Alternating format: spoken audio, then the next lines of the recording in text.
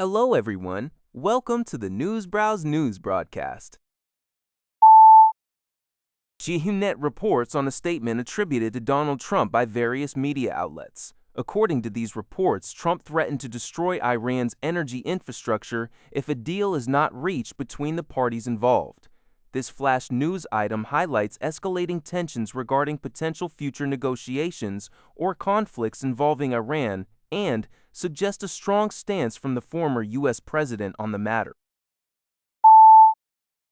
US Vice President Pence's delegation and Iranian Parliament Speaker Mohammad Bagher Quailibaf's team held truce talks in Pakistan, which President Trump initially described as cordial.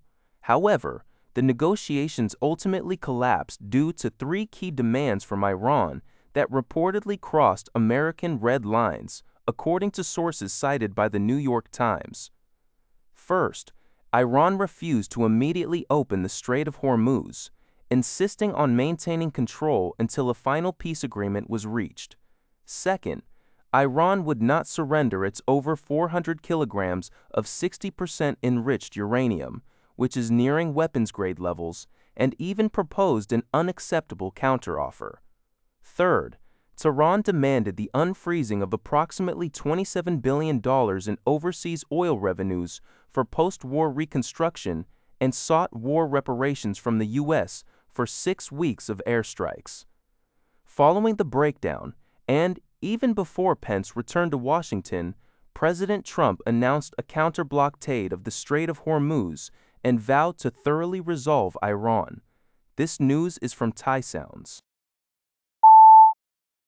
CBS News reports on the burgeoning landscape of AI data centers across the United States, with over 4,000 already operational and many more under construction globally. Tech companies are rapidly building these massive structures to power the AI revolution, often in areas rich in land, water, and power, like Archbald, Pennsylvania. However, this nationwide boom is stirring significant resistance from local communities.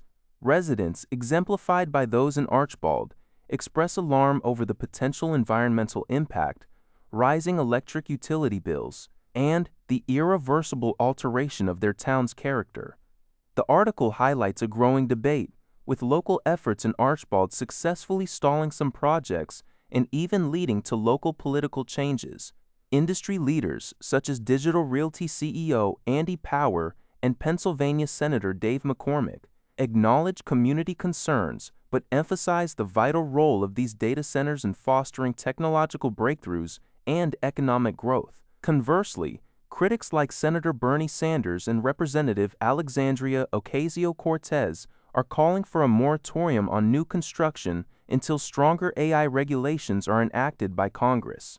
McCormick, while supporting investment, insists on covenants to protect environmental resources, water supply, and energy costs, and ensure job creation benefits the community. Negotiations between the United States and Iran concluded in a stalemate in Islamabad, Pakistan, after 21 hours on April 11. The two delegations failed to reach a consensus on the critical issues of enriched uranium disposition and the vital energy shipping lane, the Strait of Hormuz. U.S. Vice President Vance indicated that the American delegation clearly conveyed Washington's red lines and presented a final and best proposal before returning home, yet suggested giving Iran time to assess the terms. Iranian state media attributed the failure to excessive and unreasonable demands from Washington, while Iran's foreign ministry stated that an agreement wasn't expected in a single meeting after 40 years of war, thus preserving future negotiation possibilities.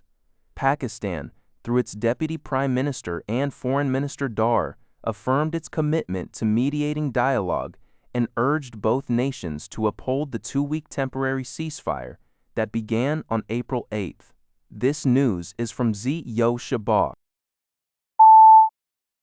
US and Iran talks held in Islamabad concluded without an agreement, with analysts suggesting Iran holds more leverage and is in no rush to make concessions, according to Letha Zabat.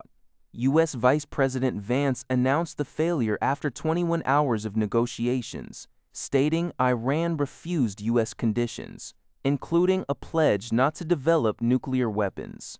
Iranian state media cited unreasonable demands from the U.S. as the cause. The New York Times indicated both sides believed they emerged victorious from the initial conflict, with the U.S. gaining from its military actions and Iran from its survival. CNN noted significant differences in their stances, with the U.S. seeking a quick resolution while Tehran prefers prolonged negotiations. Former U.S. State Department negotiator Aaron David Miller highlighted Iran's bargaining chips: highly enriched uranium, control over the strategic Strait of Hormuz, and its proven ability to destabilize the region.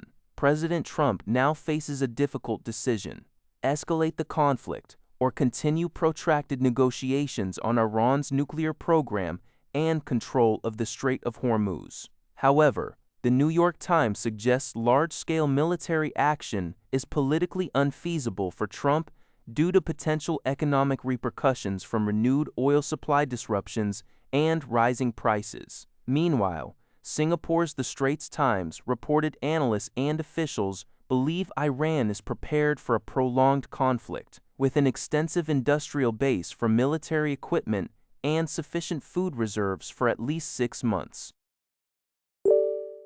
That's all for this video. Thank you for watching. See you in the next video.